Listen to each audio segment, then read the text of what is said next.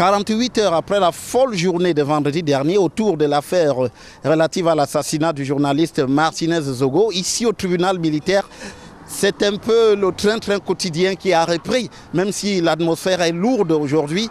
On n'a pas vu une très grande activité. Certes, les responsables sont bien en place. Le commissaire du gouvernement, par exemple, reçoit simplement de manière parcimonieuse.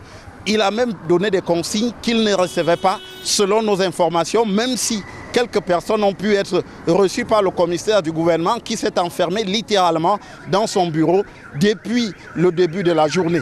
Et donc, pour ce qui est du juge d'instruction militaire, le lieutenant-colonel Sikati Kamode Florent, il travaille effectivement également ici, aujourd'hui, au tribunal militaire. Mais l'ambiance, je l'ai rappelé, reste très lourde après les événements qu'on a vécus vendredi dernier.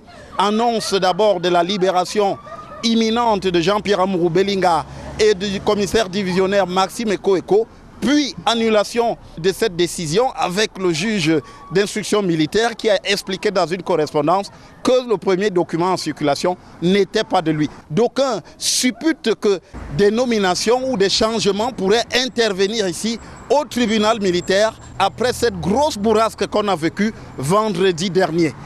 Au-delà du tribunal militaire, ici nous nous trouvons à la prison principale de Kondengui, où sont incarcérés Jean-Pierre Amourou Belinga et le commissaire divisionnaire Maxime Eko.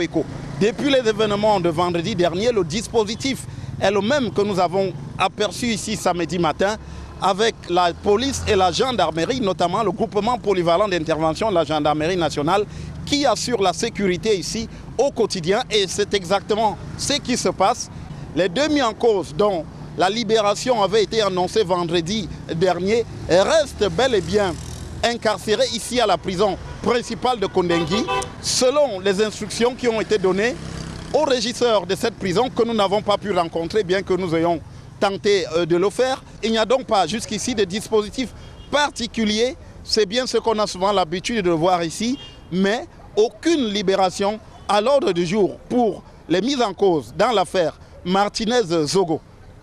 Depuis le tribunal militaire et la prison principale de Kondengui, pour Equinox Télévision, Joël Essenge, Guy Zogo.